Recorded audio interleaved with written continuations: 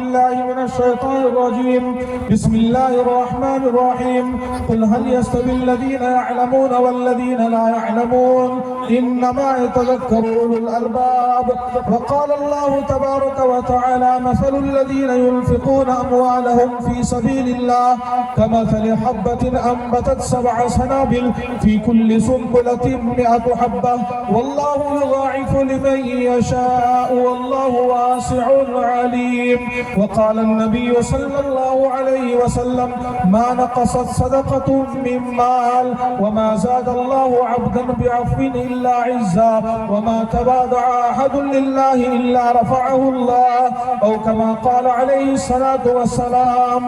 مسجد تو بنا دی شب بھر میں ایمان کی حرارت والوں نے، مسجد تو بنا دی شب بھر میں ایمان کی حرارت والوں نے. من اپنا پرانا پاپی تھا برسوں میں نمازی بن نہ سکا. کیا خوب امیر فیصل کو سنوسی نے پیغام دیا، تو نام و نسب کا حجازی ہے پر دل کا حجازی بن نہ سکا. پر آنکھیں تو ہو جاتی ہیں پر کیا لذت اس رونے میں جب خون جگر کی عام عزت سے اشک پیازی بن نہ سکا. اقبال بڑا اپدیشک ہے، من باتوں میں موہ لیتا ہے، گفتار کا یہ غازی تو بنا کردار کا غازی بن نہ سکا.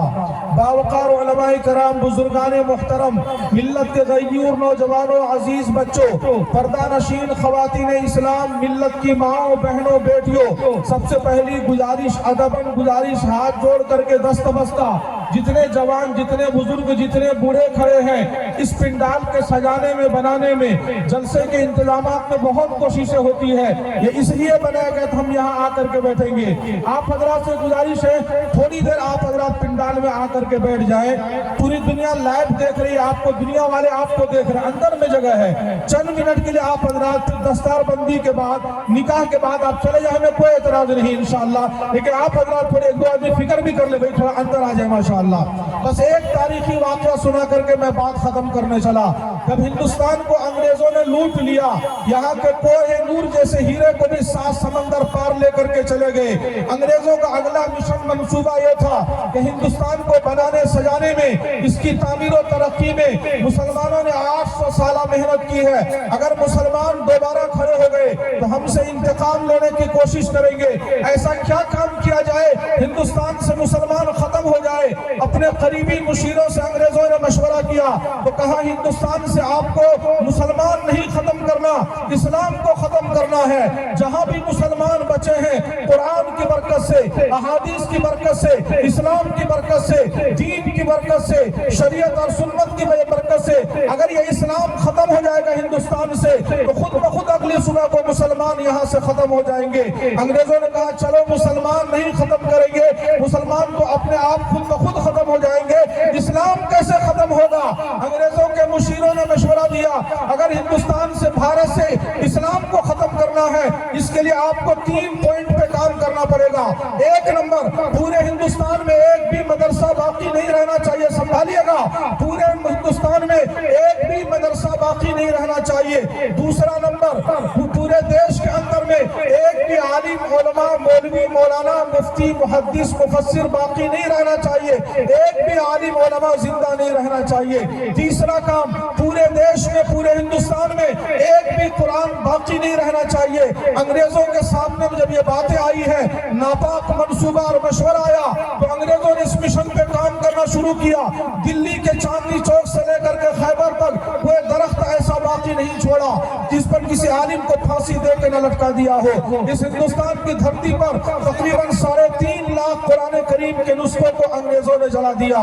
اس ہندوستان کی سرزمین پر تقریباً صرف دلی جیسے شہر میں 1000 مدرسوں پر انگریزوں نے بلڈوزر چلا دیا. سن لینا، سنا لینا بہت آسان ہے، لیکن کلپنا کیجئے، تصور کی دنیا میں سوچئے، جیسے آج فلسطین کے حالات کو ہم موبائل پر دیکھ لیتے ہیں، تھوڑے سے آنسو بہا لیتے ہیں، افسوس کا اظہار کر دیتے ہیں، لیکن یاد کیجئے اس منظر کو، وہ لاکھوں بچے جو یتیم ہو گئے، جو اناتھ ہو گئے، جس کے پاس زمین کے بچھونا اور آسمان کے چھت کے سوا کچھ نہیں رہا. وہ ہزاروں بہنیں جو جوانی میں بیوہ ہو گئی، ہزاروں کی تعداد میں ایسے لوگ ہیں جن کے گھر کے نشان کبھی پتہ نہیں رہا. میرے بزرگوں، جن لوگوں پر فلسطین میں بیت رہی ہے ان سے جا کے حالات پوچھئے. تقریباً ایسے ہی حالات انگریزوں نے ہندوستان میں پیدا کیا تھا کہ ایسا لگ رہا تھا جیسے اسلام ایک ٹمٹماتا ہوا چراغ بنتا جا رہا ہے. لیکن اللہ چاہتا ہے تو ابابیل پرندے سے کام لیتا ہے. اللہ کے کچھ متقی مخلص بندے دیوبند میں جمع ہوئے. ان لوگوں نے مشورہ کیا. انگریزوں نے مشن تیار کر لیا کہ ہندوستان کو کنگال کرنے کے بعد یہاں سے اسلام کو ختم کر دینا. کیسے اسلام بچے گا ہندوستان میں؟ تمام اکابر کی رائے آئی اگر ہندوستان میں اسلام کو بچانا ہے تو مدرسہ قائم کرنا پڑے گا, مدرسوں کو بچانا پڑے گا.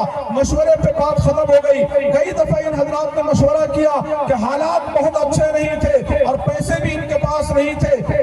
اللہ چاہتا ہے تو ابابیل پرندے سے کام لے لیتا ہے.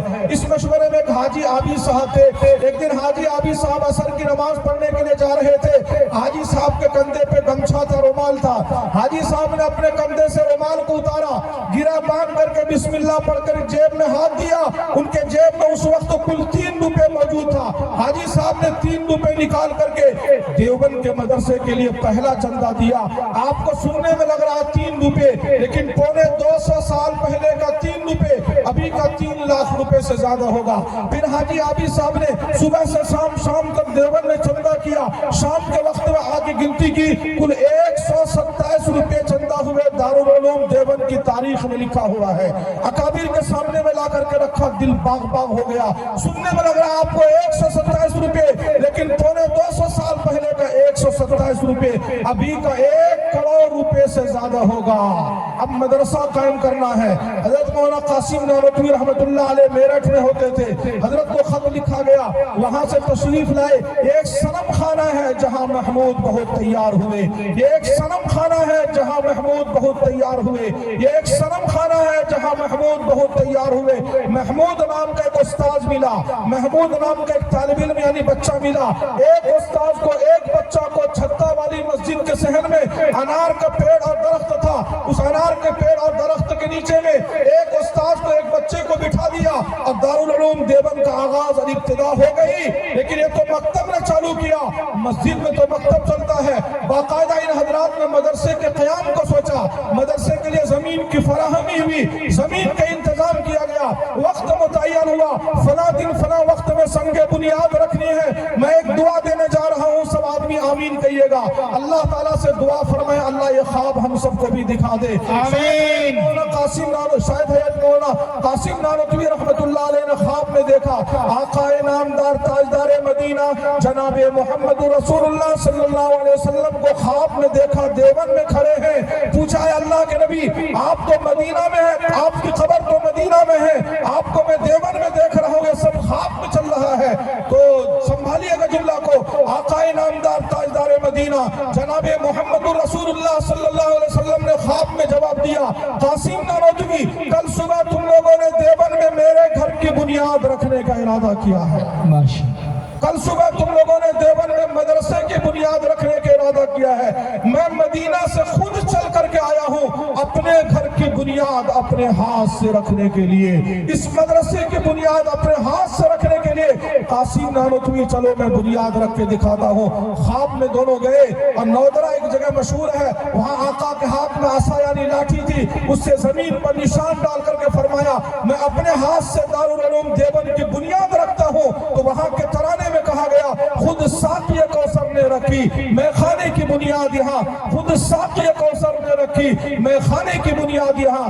تاریخ مرتب کرتی ہے دیوانوں کی رداد یہاں. میرے بزرگوں آخری سوال, 150 سال میں پونے 200 سال میں اس مدرسے سے نکل کر کے ڈائریکٹ یا انڈائریکٹ, واسطہ یا بالواسطہ لاکھوں کروڑوں علماء نے کام کیا اور آج بھی کام کر رہے ہیں اور قیامت تک کام کریں گے. ایمانداری سے بتائیے ان سب کا ثواب اللہ تعالیٰ سب سے پہلے حاجی عابد کے نام اعمال میں پہنچاتا ہے کہ نہیں پہنچاتا؟ ان کے لیے سب سے بڑا صدقہ جاریہ ہے کہ نہیں ہے؟ سب سے پہلے ان سب کا ثواب حاجی عابد کے کھاتے میں ڈالتا ہے کہ نہیں ڈالتا ہے؟ کیوں؟ سب سے پہلا چندہ انہوں نے دیا تھا, سب سے پہلا چندہ انہوں نے کیا تھا. میرے بزرگوں تو وہاں کے ترانے میں کہا گیا عابد کے یقین سے سے روشن ہے، سادات کا سچا صاف عمل عابد کے یقین سے روشن ہے، سادات کا سچا صاف عمل آنکھوں نے کہاں دیکھا ہوگا، اخلاص کا ایسا تاج محل۔ میرے بزرگوں، یہ مدرسہ یہاں پر آپ نے دیکھا تھا چند سال پہلے کچھ نہیں تھا، آپ کی توجہ سے، آپ کے امداد سے،